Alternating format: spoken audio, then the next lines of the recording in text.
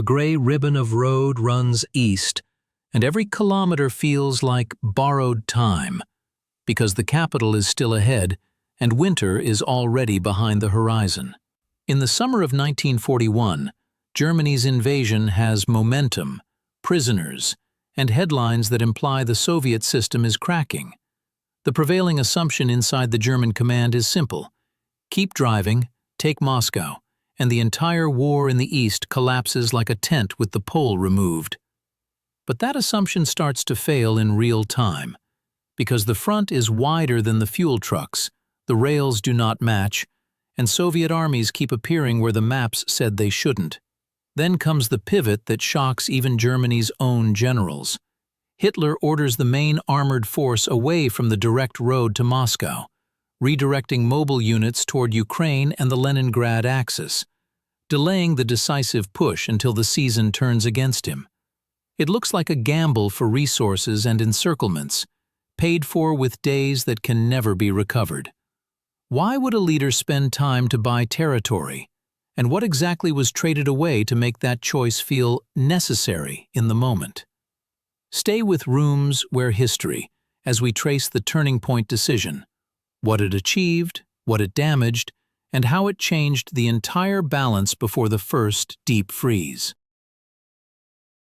By late 1940 and early 1941, Germany's war planning is built on speed and shock, an operational rhythm meant to destroy armies faster than a state can replace them. Moscow matters not only as a city, but as a node. Rail lines, administration, communications, symbolism, and the promise that political collapse might follow military catastrophe. Yet Hitler's strategic picture is never only Moscow. The north, Leningrad and contact with Finland, offers a political prize and a way to shrink the front. The south, Ukraine, the Dnieper Basin, and access to resources offers economic leverage and the chance to eliminate large Soviet forces in a single encirclement. That mix creates a structural problem.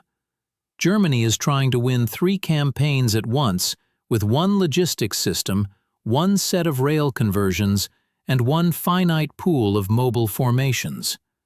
And the moment the first weeks do not end the war, timing stops being background. It becomes the main constraint. The first phase delivers the kind of operational results Germany expects: deep penetrations, massive captures, Soviet units shattered and reformed.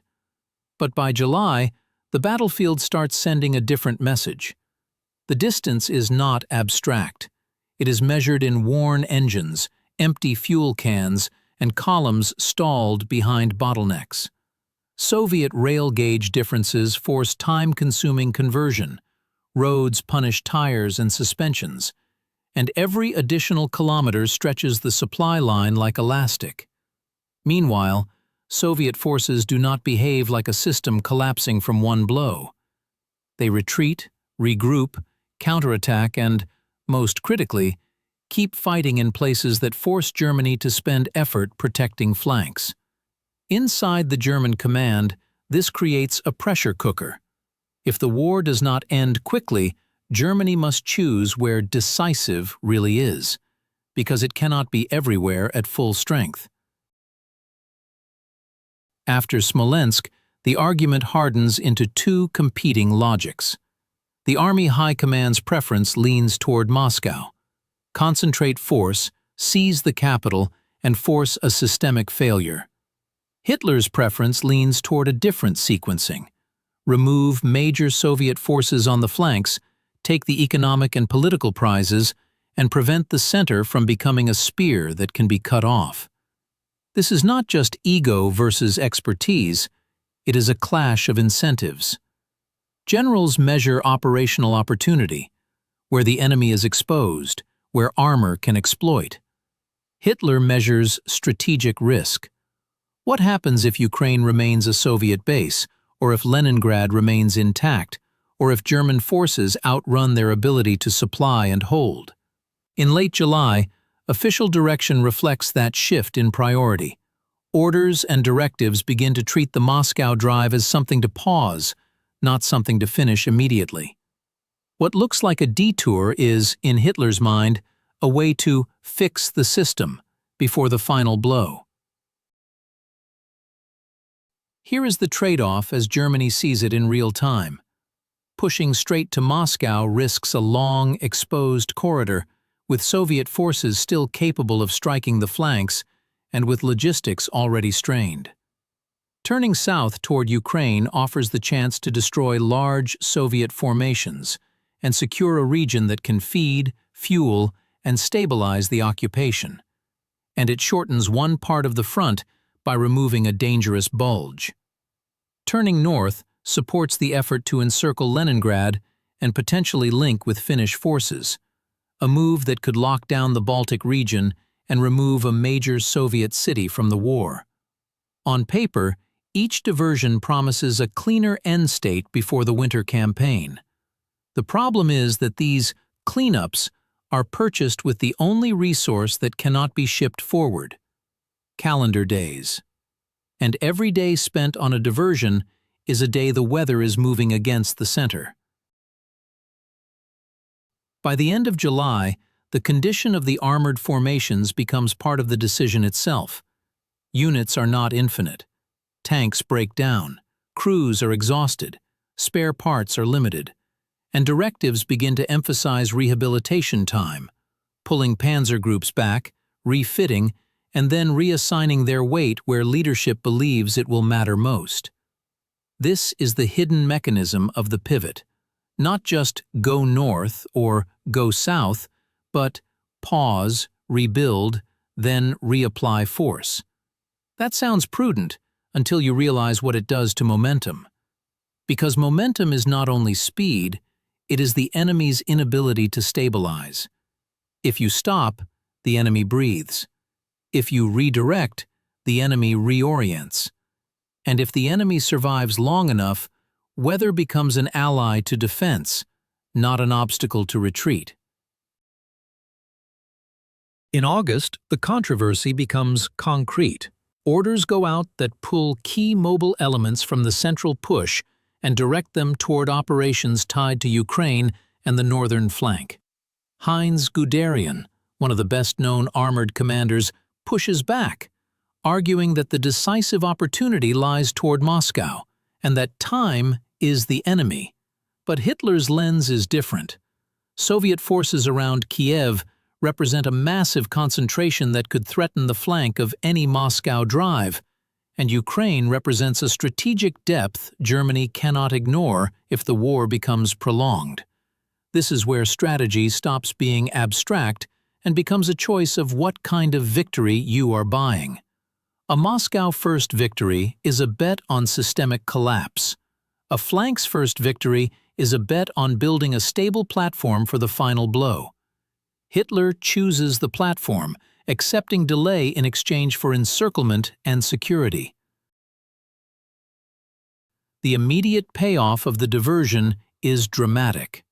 The campaign in the south closes into a vast encirclement around Kiev, destroying major Soviet forces and delivering prisoner totals that shock even hardened observers. In operational terms, this is a real achievement. It removes threat mass, captures materiel, and produces a victory that looks, from Berlin, like proof that Hitler's sequencing is working. But the cost is running silently in the background. Armor and trucks consume their lifespan in redeployment and fighting. Fuel and ammunition follow longer routes. Command attention shifts away from the central corridor. Most importantly, the Soviet state gains time to do what it does best under existential threat: mobilize, reassign commanders, move industry, and harden the defense around the capital. The diversion wins a battle on the map, but it also gives the opponent something priceless: weeks to recover. Step back and notice what this decision reveals about the war's structure. Germany is fighting with a logistics system designed for a shorter campaign and for a different kind of terrain. The deeper the advance, the more every ton of fuel and every crate of ammunition must travel, over roads that disintegrate, through rail lines that must be rebuilt, and past areas where security is never complete. That is why time is not just about weather. It is about the compounding friction of distance. When leaders debate Moscow versus Ukraine, they are also debating where the supply system can support a decisive concentration, and when. A diversion can be rational if it reduces future risk. But it becomes dangerous when it turns a short campaign into an extended one, because extended wars reward the side with greater depth, greater manpower, and more time to learn. By early September, leadership circles back to Moscow. But now, the calendar is no longer forgiving. Directives and planning shift toward preparing a decisive operation against Soviet forces opposite Army Group Center, creating the pathway to a renewed drive on the capital. On paper, this looks like the best of both worlds. The South has delivered an encirclement. The North is tightening pressure around Leningrad. Now the center can strike with the enemy weakened. But the enemy is not standing still. Soviet command reorganizes fronts and moves forces to stabilize the approaches. Defensive lines thicken. And the ground itself is changing because autumn in Western Russia brings the muddy season, turning movement into a slow grind. The window for a clean, fast encirclement around Moscow is closing, and every planner can see it. This is where Hitler's earlier trade becomes unavoidable. The price of the diversion is now due, paid in conditions that punish speed.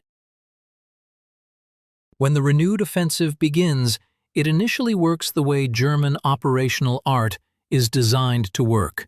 Large encirclements form, Soviet armies are trapped, and the road to Moscow appears to open again. The logic is brutally efficient. Break through, envelop the flanks, and destroy the enemy forward group before it can retreat into the depth around the capital. But even success has a hidden cost. Encirclements do not dissolve by themselves. They must be reduced, guarded, and processed, tying down troops and slowing the spearheads. The terrain around the pockets, forests, bad roads, and contested villages, turns clean operations into messy ones. And while Germany is finishing yesterday's victories, Soviet command is assembling tomorrow's defense. This is the hinge. Early typhoon success creates the illusion that time has been recovered, when in reality, the system is still losing minutes with every kilometer. Now the environment begins to decide as much as the generals. Mud turns roads into traps, vehicles bog down. Fuel consumption rises while delivery slows. Repair rates fall behind breakdown rates, and cold begins to bite systems that were not fully prepared for extended winter operations. Lubricants, engines, crews, and morale. At the same time, the Soviet side adapts under pressure. Commanders are reassigned. Defensive belts thicken closer to Moscow. Units arrive from other sectors, and reserves are formed from new mobilization. The deeper Germany pushes, the more its advantages become conditional. Conditional on roads, conditional on weather, conditional on supplies arriving on time. That is the compounding effect of the earlier diversion. It did not cause winter. It caused Germany to meet winter while still fighting for the capital, rather than consolidating after taking it. As German forces approach the Moscow region, the war turns into a credibility test. Can the attackers maintain operational coherence long enough to finish the campaign, or will the last kilometers be the most expensive? The closer the front gets to the capital, the more every delay helps the defense. Supply lag means fewer shells at the front. Mechanical failures mean fewer tanks at the point of decision. Exhaustion means slower reactions when the enemy counterattacks. and then the strategic clock strikes. In early December, the Soviet winter counteroffensive begins, pushing German forces back from the brink and turning a near decision into a defensive crisis. This does not mean Moscow was certain if the diversion never happened. History does not grant clean alternate outcomes.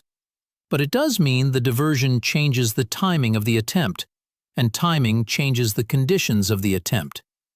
By December, the decision space is no longer about which objective to prioritize.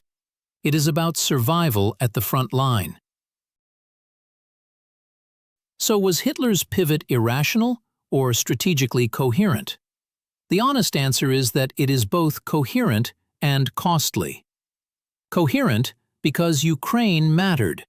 It contained major Soviet forces that could threaten the flank, and it held economic value that Germany believed it needed if the war extended.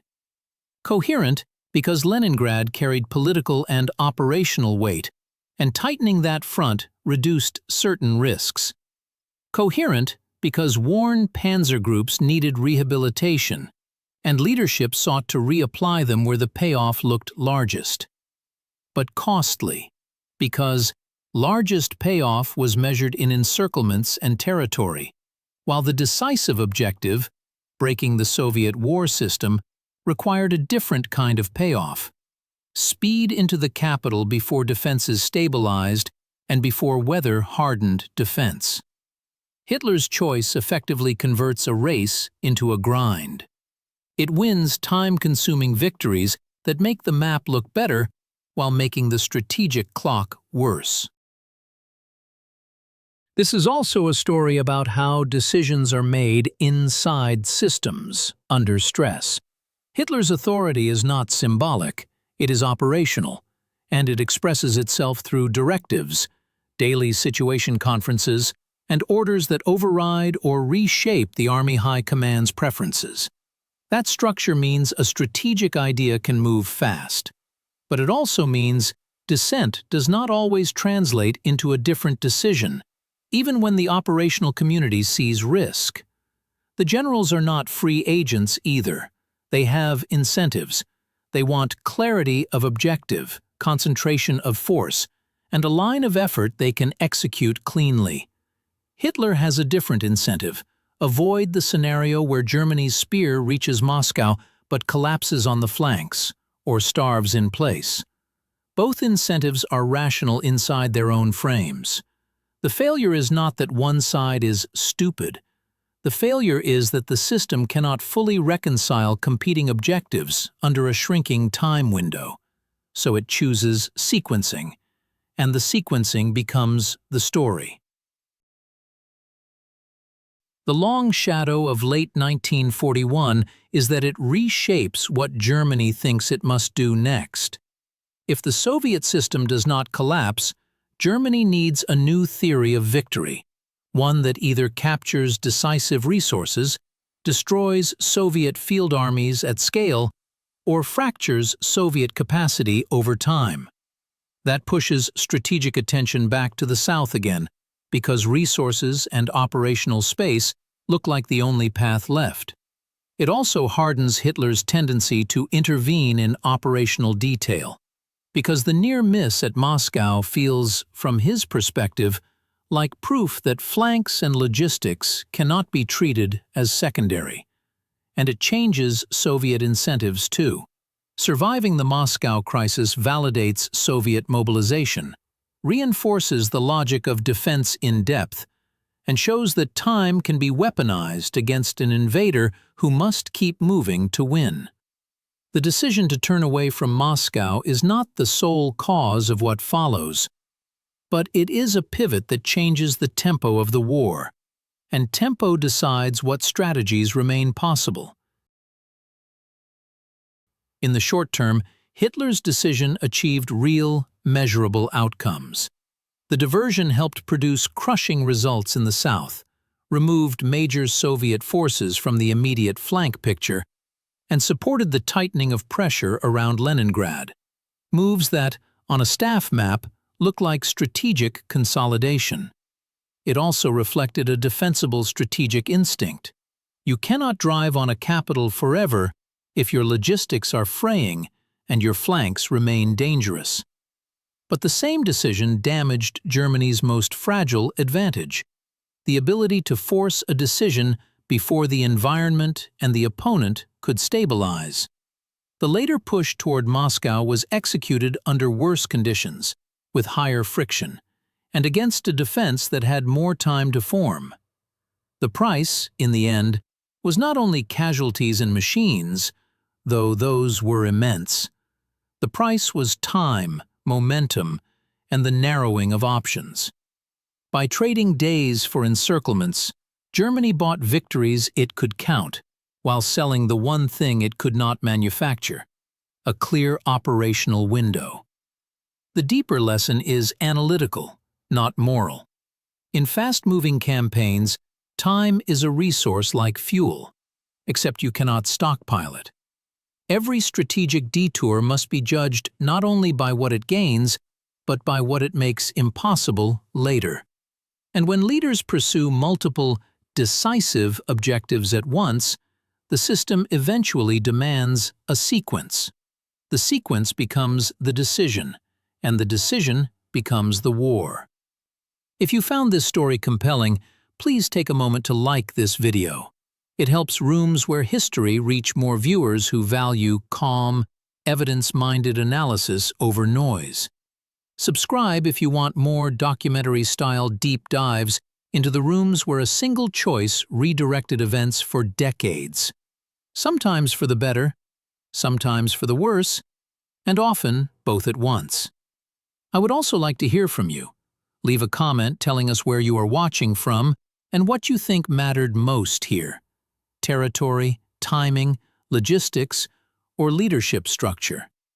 This community includes veterans, students, and lifelong history readers, and your perspective improves the conversation.